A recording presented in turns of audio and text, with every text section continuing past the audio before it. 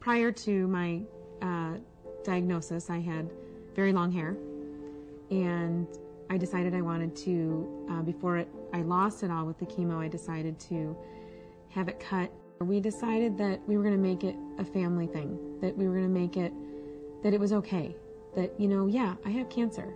When we went downstairs and we did it, and all of a sudden Dan looks at me and goes, "Oh, you have the greatest head. Your head's totally round. You have no divots, no nothing." It's like, "You look great." And we look like twins now. He's shaved too, so we look a little alike now. But after 16 years of marriage, I think they say, don't you start looking alike? To stay positive, I had to do it for my kids and my husband. I couldn't look back. I got this. I'm going to treat it. I'm going to live. I can't let them see me down.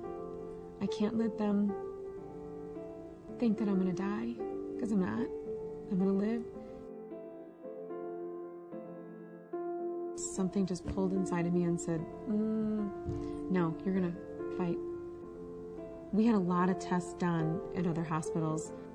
My doctor sent me for my first baseline mammogram, and from there it just spiraled into seeing doctor after doctor, mammogram after mammogram, ultrasound, MRI.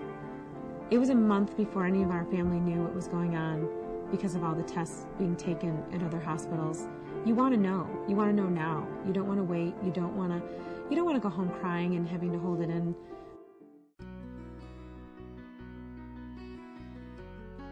The doctor that I was seeing suggested to me Dr. Bear, who works out of Delnor, and the first time Dan and I met him, it was immediate that we knew he was the guy. We knew he was the man that was going to save my life. First time you walk into the breast center, it wasn't a hospital situation. It wasn't sterile. Just very home-like. Treating cancer requires a true personal touch that enables the patient to work through the process of dealing with the diagnosis, the treatment, recovery, and then getting on with their life. At the Delnor Center for Breast Health, they were more comforting, going, yeah, you know what? We are going to bring someone in. We do want them to look at it. And you know what? We're going to take care of it. I'm not a doctor. I don't know what blah, blah, blah, blah means. Well, what does stage 1 mean? I mean, someone told me there's a stage 0. I didn't know that. They talked me through everything. Women were holding my hands. They cried with me. They told me of their experiences. And these are the nurses. I had a woman tell me that she was my ultrasound person, and she told me she had went through the exact same thing 2 years ago. They were going to bring in another doctor to check it all out, and she's like, no, I'm going to stay. I'm going to stay with you. If I have a patient, that's mine. Whether it takes me 5 minutes with her or 3 hours with her, I do not just leave her and pass her on. I think it boils down to the care and the staff. You absolutely have to be there emotionally for them. They were just angels. Oh my gosh, it makes me feel like I'm cared about. Women respond, and they so appreciate it. They just want to know somebody is looking after them, somebody's following up. I've been to a couple other hospitals that I've never seen this kind of philosophy. At the center of Delnor's philosophy is patient care. It's being a newer hospital than some of the older hospitals. They got to watch the good and the bad, and then take that and make it into a great facility. Women who come in for a diagnostic test are so grateful that they get the results the same day. And I'm so glad I did. I'm glad we found it this early.